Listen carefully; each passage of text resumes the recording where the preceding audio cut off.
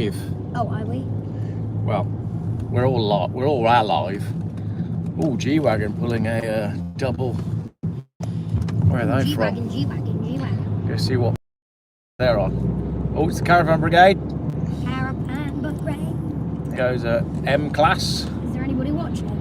They are Dutch caravans. What I like about the Europeans is they don't seem to be fussy about their I'll take my shoes off, hang on. Oh, shoes coming off. Feet. No, I haven't got smelly feet. We got that Wednesday feeling. Yeah, that's right. We got some sunshine as well. What I like about the Dutch is the Germans, sorry, is they don't seem to mind pulling like old caravans. Right, as we go past these caravans, just have a look. Like in the UK, everyone feels like they have to buy new caravans. Look at that. Nothing wrong with that. It's a twin axle. It's massive. It looks haggard. He don't mind. He's got his GL350. And then we got these guys. We've got an Adria caravan. Again, that looks, you know, oldish. Green windows. I like it. And then there's another one. Another double axle caravan being pulled by a G-Wagon. AMG. Yeah, like it. That's Bulgarian. So there we go. Someone just said, what's going on with the algorithm? I don't know. What's going on with your algorithm? I'm not sure. Do you mean that you're not getting notifications? Just try and stop the bounce on the camera here. It's a much more bouncy road than yesterday. Morning, Geoff and Geoffettes. Hope you have a safe trip. Well, we're having a safe trip so far. I'm just going to engage my cruise control, and then we can just read comments. Sweet. 66 miles an hour, I reckon. We've just filled up with fuel, and old caravans die from damp in the UK. In Europe, they get the heat and summer to dry them out. Yeah. I mean, if that doesn't tell you everything you need to know about the climate in the UK, then, yeah. What country are you in now? Bulgaria. What is life but to stand and stare? Oh, from sunny Scotland. Yeah, here there is sun in various places today. Let us know how the weather is where you are. Same with everything in the UK. Everyone seems to think you need to have the latest of everything. It's bizarre, that attitude. I've never been like that. I own too many surfboards. Bikes. I own too many bikes. But and cars, but basically everything I own I bought on Facebook Marketplace. When was the last time I bought a big ticket expensive item? Laptop. My laptop. That doesn't really count, does it? And even then I bought the cheapest one. I didn't buy a MacBook Pro. I decided to buy a MacBook Air because it was cheaper. And I didn't buy it from an Apple store. I got it. In fact, was mine reconditioned or was it new? No, it was new. Was it new, was it? No, there's 3 creams. I buy everything nearly new. There you go. No, my iPhone is not new. I have an iPhone 13 mini that I bought refurbished from an official iPhone repair centre. Ask Mrs. G the same question on buying stuff. What question? The question of what was the last big ticket item you bought? Oh, I can tell you what Mrs. G's was actually. It was your coat, wasn't it? So yeah, go on then. We'll chat about this. Let's talk about expensive items. So Mrs. G wanted a winter coat, and she started looking at like properly nice Scottish brands, like all that sort of stuff. And then she decided that she wanted. Did you decide you wanted a fur coat? Yeah. So she decided she wanted a really warm sheepskin, not fur, sheepskin. She decided she wanted a really warm sheepskin coat. And you look at the prices of them, and if you buy a new one, you can spend £1,000. And there's a part of me that thinks, well, that's not too bad for a coat that you're going to have forever, that is going to be incredibly warm and very good quality. But then she decided to look on eBay and ended up buying 2 sheepskin coats for less than the cost of half of a new one. One of the sheepskin coats, which actually ended up being not the one you wanted to keep, was really interesting because the description on eBay said that it had been purchased new in, what was it, 1980 something? Yeah. And it had been used once for a dry in a Jaguar, had never been worn since. And we read the description and we're just like, wow, that is like, if there's a coat for Mrs. G, it's got to be that one. So she bought that one and another one that ended up coming from Ukraine actually, but it ended up being the Ukrainian coat that she liked the most. So that's the one that she actually wears. And I think was the Ukrainian one about 180 quid, something like that. Yeah. But it's an incredible quality piece of clothing. That, you know, that is a fraction of what an item like that would cost new. So I don't mind spending money on stuff if it's quality stuff and it's going to last. What I hate is throwaway things. So you go buy a coat from Go Outdoors or Mountain Warehouse and it lasts you a season, whereas, you know, Mrs. G's sheepskin coat, she'll have it forever. Oh, that Skoda's flying. How are we all? Good morning. Some of you joined there while we were talking about expensive purchases. Tell us in the comments, what is the most expensive thing you've purchased? Where did you get it from? How much was it? And do you like it? Because that's the thing. I don't mind if it's something that you enjoy. Geoff, do you own silver or gold? A little bit of both, but not much. I have my dad's 1970 Levi denim Type 2 jacket he bought in New York while on holiday with my mum in 71. That's cool. I like that. Finally managed to catch a Geoff broadcast. Hi Geoff and family from sunny Bath. Yeah, I gather Bath and most of the UK is actually, wow, look at that. That looks a bit Bulgaria is not as good as Turkey, is it? No, I think that's it's way better. You think's better. My house, 305 grand, paid outright, and I like it. Quite necessary, really. Yeah, I'm not counting houses. Silver is going through the roof. You might own more than you think. Good evening from the Philippines. Hello, the Philippines. How are we doing? Yeah, I've been keeping an eye on gold and silver, thankfully, because of the position that I'm in with a YouTube channel. I have people that email me and explain things. So I had someone help me out with buying Bitcoin a while ago. It's probably in the comments actually. But I don't do any of the Bitcoin anymore because it's not moving much at the minute. And we did this conversation yesterday, so I'm not going to waste too much time on it now. But it's interesting that people are losing faith in traditional currencies and they are migrating to gold and silver. And Bitcoin hasn't really moved. Will XRP hit the moon? I did buy a little bit of XRP last year, but I haven't really got any now. How much is XRP today? Anybody tell me in the comments? Metals are now class 1 assets. What does that mean? Because I can see a time when they'll stop you from owning metals. You know, these people that have got a small collection of silver and gold, they'll find a way to take it from you. £1.40 XRP is at.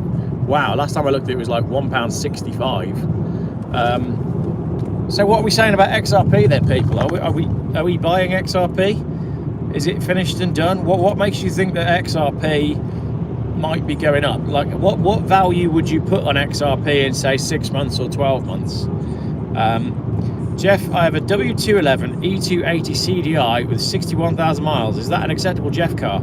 Well, yeah, but it's only got a third of the mileage that it should have on. That car should have 300,000 miles on it. Buy a load of Cougarand.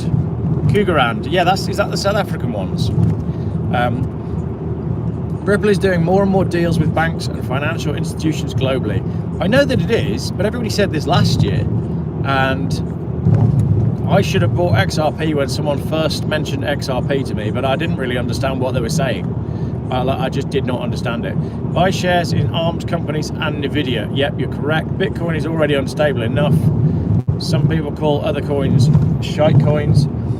I don't know. Like, again, we did this conversation yesterday, so I don't want to dwell on it. No, they didn't buy the Volvo. I'll tell you about that in a minute. So yeah, the way I look at investing in anything is what's it going to be worth if the systems collapse. And I'm sorry, but like, you can have as much money in Bitcoin as you want. It's not going to help you when the supermarket shelves are empty. Dodgy Git got into Bitcoin at $4. Nice one. That is a yeah. And that's the thing. Like, if you just put $4 in back then and left it, you'd be sitting pretty now. But hindsight, you know, problem with XRP being released from escrow, which is continuing to dilute the circulating supply. Still another 40 billion to be released. Yeah, and that's just going to keep the price low. How to use Bitcoin without internet or power? Exactly. How many people who've got Bitcoin don't have Starlink? Because if you've got Starlink, you are at least independent of the broadband phone system. I like how you're just advertising our internet. Advertising Starlink. Well, Starlink's worked really well for us, hasn't it? Because we've lived in places where you can't have proper broadband, or the broadband is just rubbish. I recall being offered Bitcoin at 50p, and I didn't take them up because I thought it was a con. I was the same. 2016, a friend of mine from America was mining Bitcoin in the back room of my mum's house, and I didn't understand it. So I bought a Mazda MX-5 instead. Who's that? Mike from California, from Santa Barbara. He was, yeah, and then he got into trading stocks and shares, I think. I need to email him, see how he's doing. Imagine where he is now. He's either rich or in prison. I'm not sure which one he'll He says be. he's insane. You aren't still utilizes DNS servers. Yeah, exactly.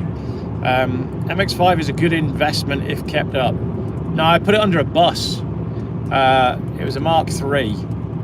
It was lovely, actually. It was grey with tan leather interior and heated seats and everything. I love that car. But I came flying around a corner a bit too quick, and there was a bus in a place where I didn't expect there to be a bus, and my car was then in a place where the bus didn't expect to see a car, and I basically went under it. And then he dragged my car down the road for 100 yards, which was quite scary because I had the roof off. Smashed all the windscreen, all the airbags went off. Yeah, all sorts. Hello, travelling Jeffers. Change the subject. Does long distance driving make you realise powerful cars are marketing hype or BS? Yeah, 100%. He's coming on. So there was, when we just filled up with diesel, which was €62. He's actually coming. The tank wasn't completely empty, and I think there's only a relatively small tank on this car. But driving right now, my range is saying 605 miles. So I've got 605 miles range. We are sat at 70 miles an hour. Why would I need more horsepower or more fuel consumption right now? This car's absolutely fine.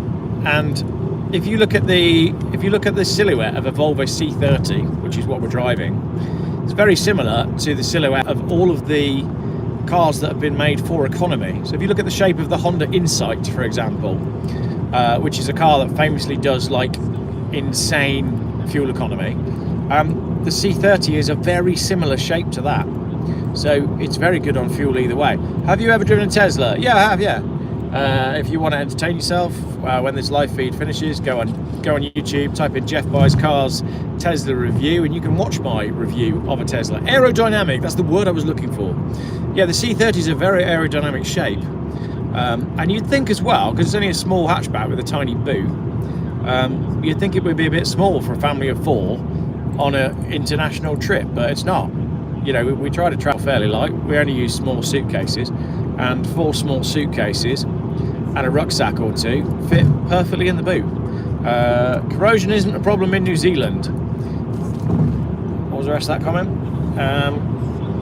Still used on roads in Britain. Is salt still used on roads in Britain? No, they gave up actually, to save costs. So in Britain, what they do now when it gets icy and snowy is they just leave everybody to it. They've given up salting the roads because it was expensive. So recently we had that snowstorm that came in, and everybody was stuck. Yeah, they've just decided that on snowy days the country's just going to grind to a halt. Good morning, Elsie. How are we? Nice to see all the regulars here. So if you've just joined us, we are driving. I see that Amelia Pathways has become a massive right-wing star now. Who's Amelia Pathways? I don't actually know who that is. I feel like that's someone I should probably know. If you're just joining us, we are driving in Bulgaria now. We have passed through the top of Turkey. Actually, we haven't passed through the top of Turkey, have we? We've passed through the side of Turkey, and we're now going in a westerly direction. A westerly direction towards Sofia, if you want to look on a map at where we're at. Someone's talking about the drag coefficient. Are you talking about what was a burnt out car up there? Thank you, Mr. Passat. Drag coefficient of this car is very good. It's a much more slippery design than the traditional Volvos that I love, the boxy Volvos. But to be fair, I mean, we could get this fuel economy, or not far off this fuel economy, out of our 850 diesel, which was made 10 years before this was. So, yeah, I do wonder what happened to cars, because we were doing so well in the early 2000s. If you look at like the Audi A2 TDI, the little 1.4 diesel, they were getting 70 miles to the gallon out of that. Did you end up buying something in Bulgaria? Yes, we did. We did buy a house in Bulgaria last year. We have not done anything with it yet. It needs a bathroom, it needs a kitchen, probably needs a floor and a roof and some walls. Other than that, it's ready to go. It does have 2 wells though. We basically bought it because it had 2 wells. But I didn't put any of that on YouTube. I felt like that was private. That was for us. So we had a funny moment where we basically christened the purchase of the house by drinking water from the well. That was a good moment. And then, yeah, none of it went on YouTube. Just kind of kept all that quiet. But I don't mind telling you on the live feed. We haven't decided what we're doing with that house yet. Only joined what you're driving. I'm driving a Volvo C30 2007. This is the broken one that I bought some time ago, that Luke the mechanic said needed £1,200 spending on it, and that's how much it cost me. So instead of doing that, I decided to drive it to Turkey. Someone wants to help me build the house. Thank you, I appreciate that. I don't know what we'll do yet. The house isn't livable, so if we were going to do it, then we'd have to probably drag a caravan or the motorhome out and live in that while we renovate. But we haven't decided if Bulgaria is where we want to be permanently. Bulgaria will suffer now that EU has had its nails dug into it. My friends out there tell me prices have risen already. You can see it. We've literally been to one shop and a service station so far, and you can already see how expensive things are going to get in Bulgaria. Yeah, just like, I mean, you know, when you walk in a service station, I always look at the toys, and it's very interesting looking at the prices of that. Still marginally cheaper than the UK, but that's not hard, is it? Quality stuff, second-hand, Vinted is great. I've never used Vinted, actually. I think everywhere is expensive, sadly. Elsie, I think you might be right. That car has paid itself now in hire car costs. Oh, that's actually a really good point. It might be worth me looking at how much it would cost to hire a car in Turkey and then work out if it has paid for itself. I'm still trying to sell it, but nobody seems to want to buy a English car in Bulgaria. It's not really worth anything in the UK.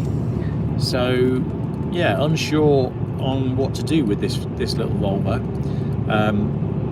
There's no point me giving it away, you know, as in like someone offered me €500 yesterday, but it's worth more than €500. What part of Bulgaria did you buy in? Several times pulled by police for speeding, and the money beside your license, and a bottle of beer in hand, Mr. Policeman. Right, we're going in a tunnel, and those of you that were watching yesterday will know that the tunnel is the death of the live feed, but it might not be. So we shall see. We do slow down for tunnels because it's the speed limit is lower in tunnels than it is on the main highway. There's always these little roadblocks as well, and in Turkey they sell this car, the Volvo C30, a French polisher and restoration with 30 years experience, available for hire. That'd be great. I mean, I don't know how much French polishing my house needs. I think it needs slightly more than a French polish. No connection in the tunnel. I don't know how long the tunnel is. I didn't look at the sign on the way in. Oh no, it's only short. I can see the end of it. I'll leave the feed going. Save me starting up a new one. We'll just drop some viewers. So far so good. Tunnel reception. Oh, that's good then. So we are still going. Excellent. So yeah, French polishing. No, my house is going to need a little bit more than a French polish. And we're out. Oh, let my eyes adjust again. It's okay. All good. There we go. Right. There was a moment then when I couldn't see a thing. Wow, that's all a bit decrepit on the right hand side. Interesting. Yeah, so we are headed towards Sofia. And then I don't know where we're going to go from there. So I'm open to suggestions actually. Let us know in the comments what you think we should do. I say we're driving towards Sofia. Ultimately, we'd like to get to Portugal, but if you look at the weather in Portugal right now, I'll give you £1,000 for the passenger seat.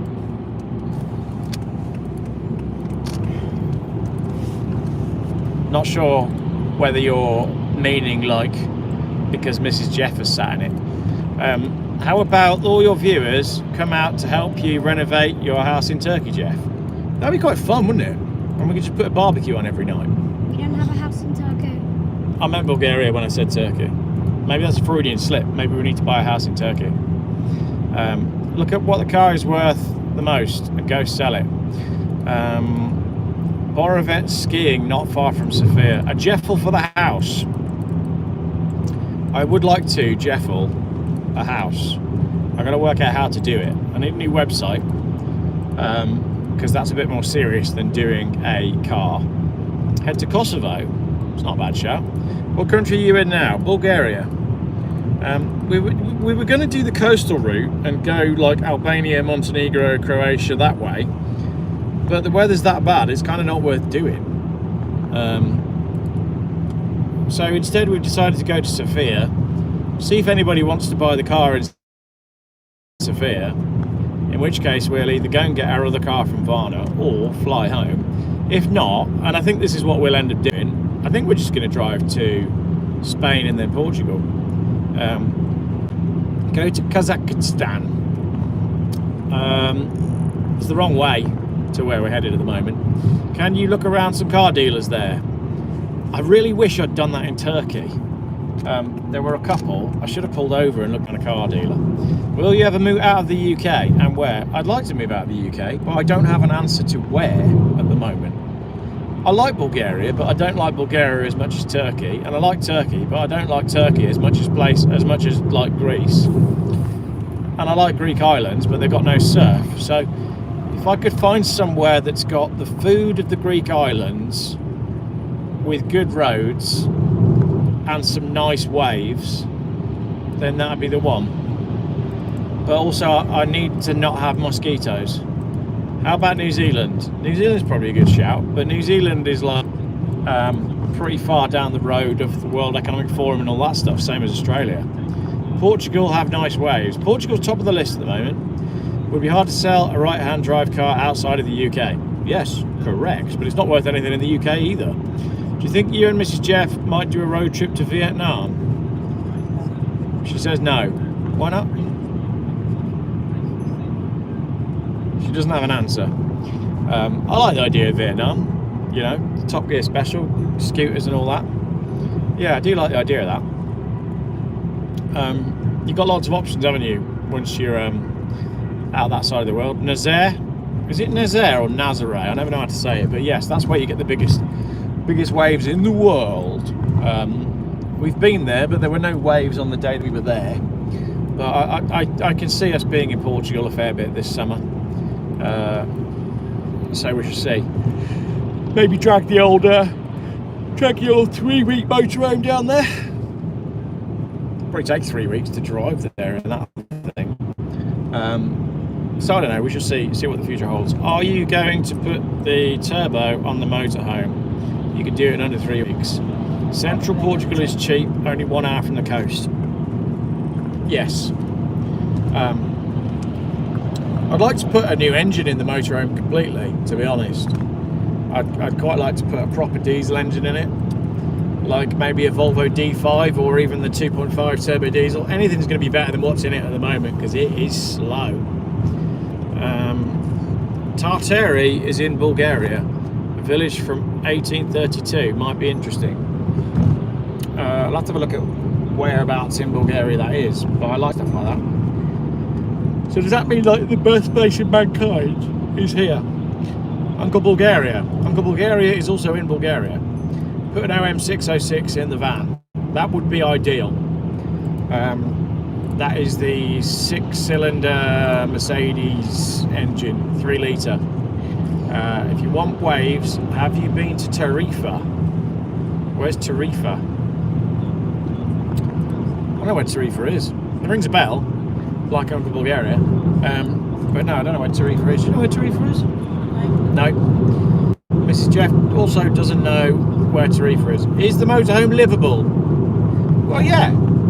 I mean, it's missing a window, and it's got no plumbing or electric. But you could live in it. You've got a sleeping bag. Southern Spain, not far from Gibraltar. Okay, yeah, that could work. Because that's normally where you go to find heat, isn't it? The geo weather engineering here in Southern Spain and Portugal is hitting hard. The storms are savage right now. Stay away from the coast. Yeah, this is again why we might hang out in Sofia for a little bit, Sofia, because we're sort of going to wait for this weather to blow over and then make our way into southern Europe. Yeah, we probably need another 3 weeks to sort the van out. By the time the van is finished, I think it will have been a year. You could probably drop a turbo diesel from a Peugeot late boxer. Yeah, that is true actually. It probably will go straight in, and maybe we'll have a look at that. Do you have the 90-day in 180 rule to stay in Portugal? Yes, but I can get a digital nomad visa because I make my living on the internet. It's sunny here in the UK. Yeah, I've heard that it's actually okay in the UK today. Looking at various forecasts, it looks like today is the only day where it's actually going to be good. Right, engaging cruise control again. Oh no, turn the cruise control off. Let's turn the cruise control back on. Being overtaken by box vans, just like being at home. Laura says the grey has started. Is it real grey, or is it grey that they've planted for us by painting straight lines across the sky? So obviously, it's a conspiracy theory. Great view. You can't call this a living. No. Well, it's a good point. Yeah. It's definitely not a real job. But what do I want one of those for? So, I don't know if you can see, but there is a snow-capped mountain range in the distance. I don't know how well that's coming out on the camera. Obviously, you can ski and snowboard in Bulgaria, so there is snow here. We are at 8 degrees. And Turkey as well. Turkey, you know, we had some actual snow while we were in Turkey, up in the mountains, which was interesting. That was a cool drive. Yeah, saying this on the feed, I think yesterday we did a very high drive in Turkey up through the mountain pass, and that was really sketchy at one point. Looks like a cloud, Geoff. Yeah, not really coming out on the feed, but it's over there behind what was that big KFC sign. The snow is heading up into northern Europe, savage across the Pyrenees and into the Alps. Get those snow tyres on. Again, that's a good point for what our drive back would be. So I think we'll do a couple of nights in Sofia and see what the weather does before we make a decision about where we want to go next. There's a big weekend of car auctions coming up as well, and I know it's pathetic, but I would like to live broadcast alongside the live broadcast. So while Anglia are broadcasting, I'd like to be running a live feed on the Geoff page where we're also watching the Anglia feed and chatting along as well. That's what I want to do. So I actually I need the weather to be really bad on Saturday, so that we're basically snowed in, so I get to just do an all-day live broadcast while the auction's on. But I don't think that's what Mrs. G wants. Get a ferry to Italy, it's cheap.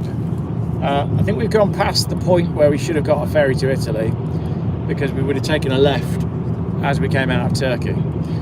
Love your car auction videos. Thank you, Elsie. I love making them. I just love cars. I can't help it. It never goes away.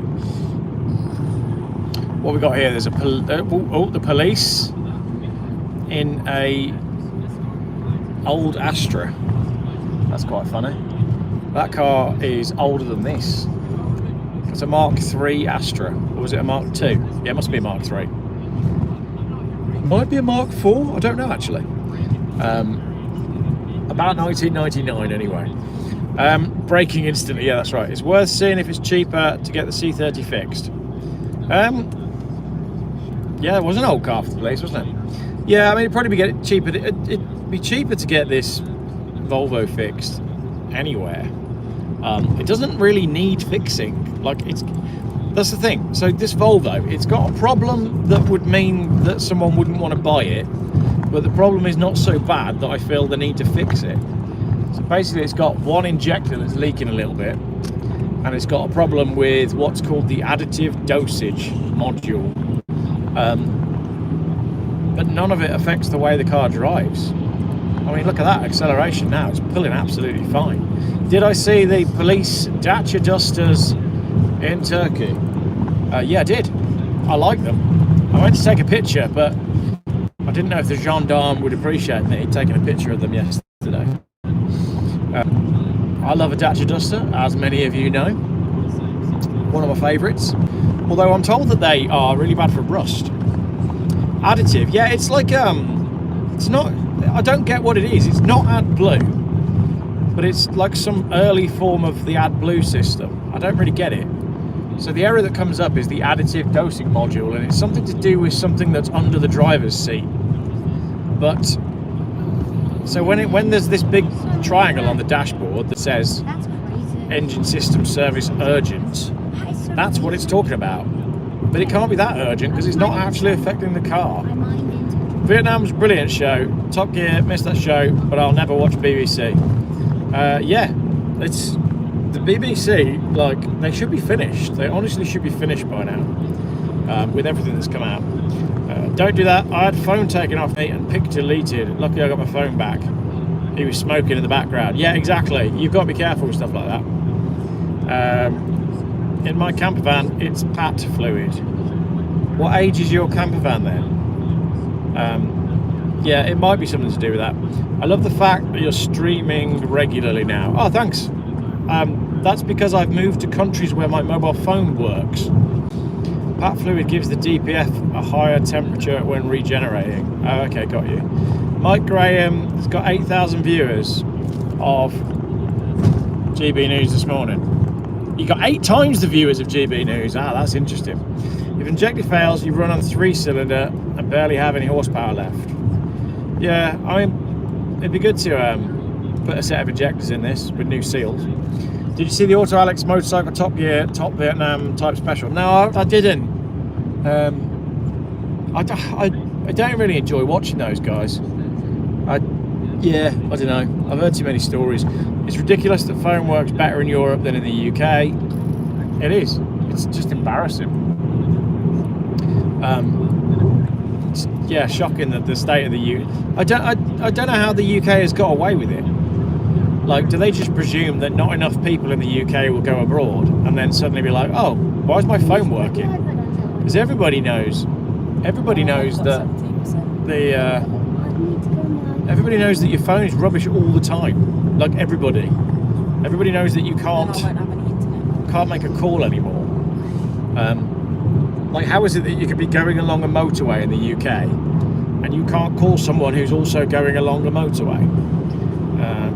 Better in Turkey, which is considered a third world country. Yes, my signal actually worked consistently in Turkey, hence we were able to live broadcast most of yesterday.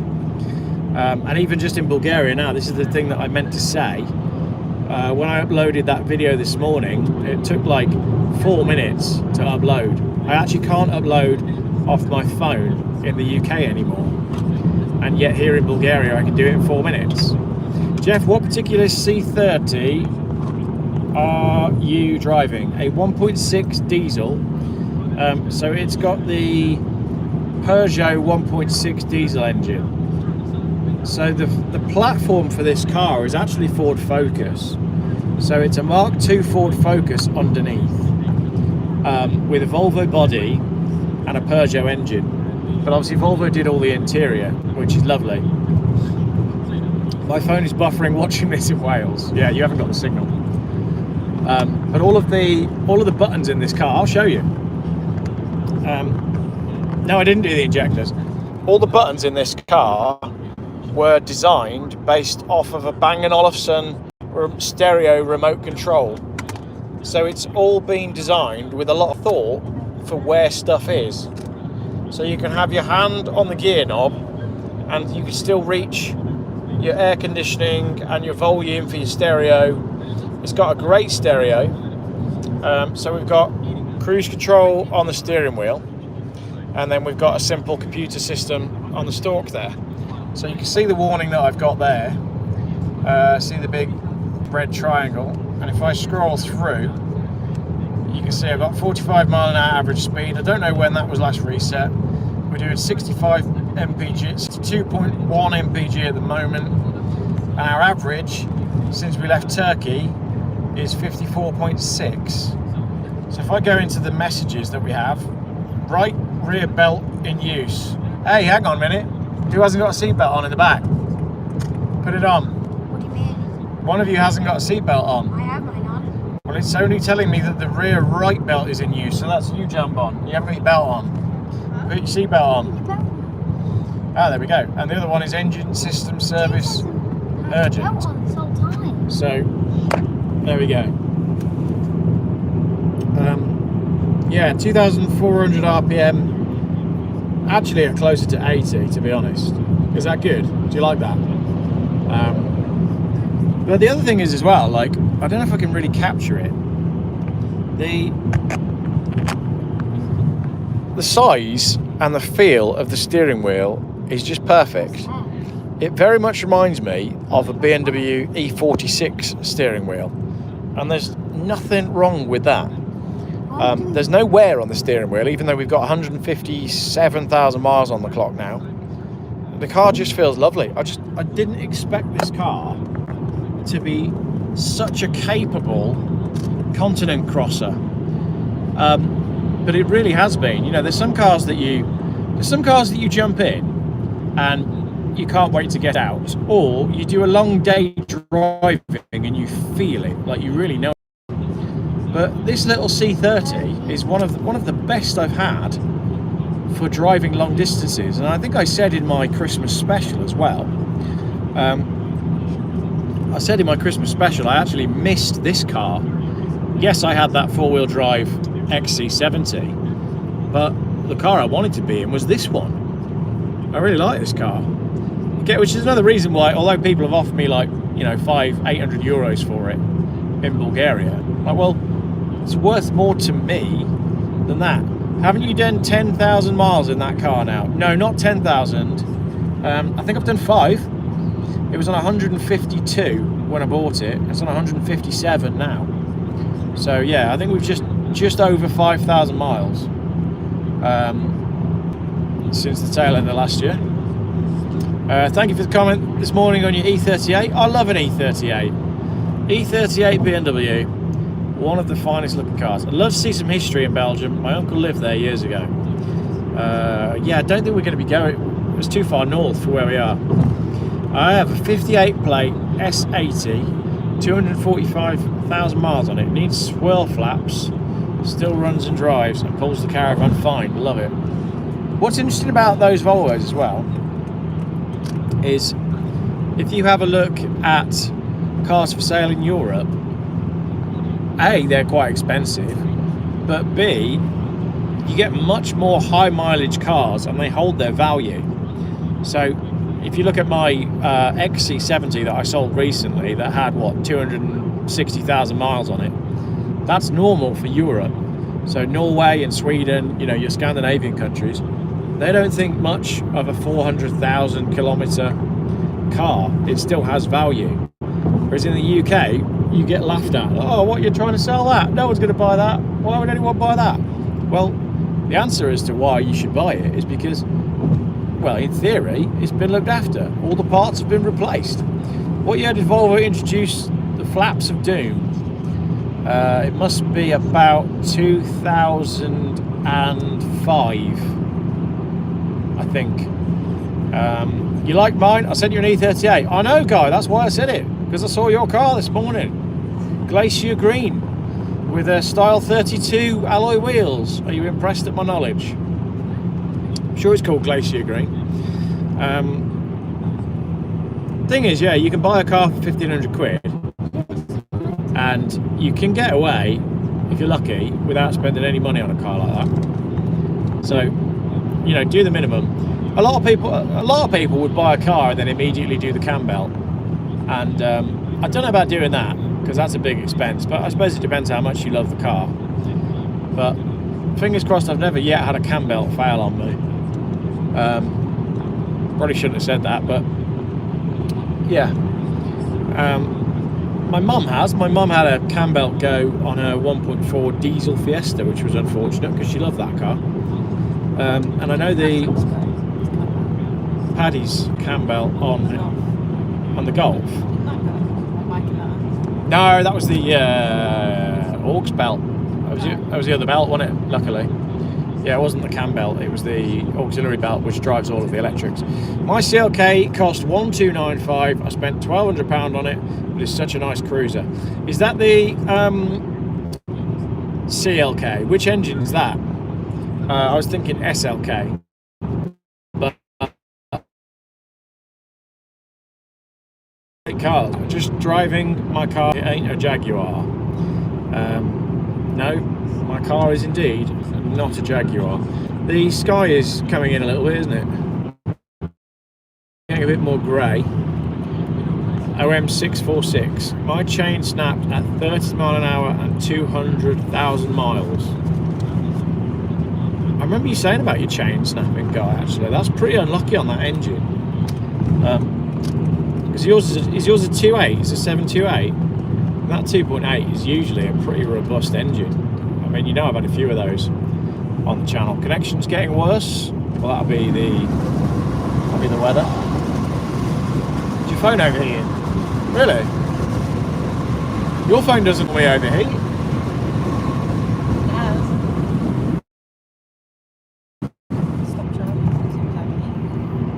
Maybe it's because you're charging. Oh wow, your phone's really hot. Can I have to charge it? Maybe it's because you're charging on the. No, you don't need the charger. I do. No, the power pack isn't for the iPad. That is that V8 Mercedes that was at the petrol station with us earlier. He's just gone past us again. That's quite funny. Snow-capped mountains in the distance, ladies. Can't zoom in to show you.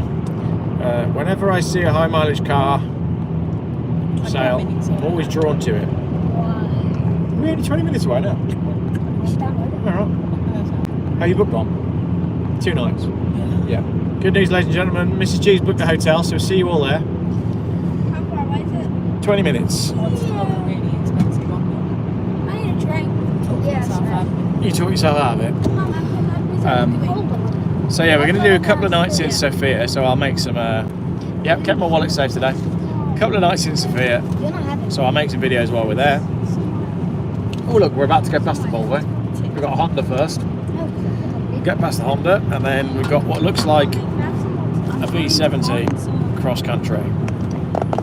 Beauty.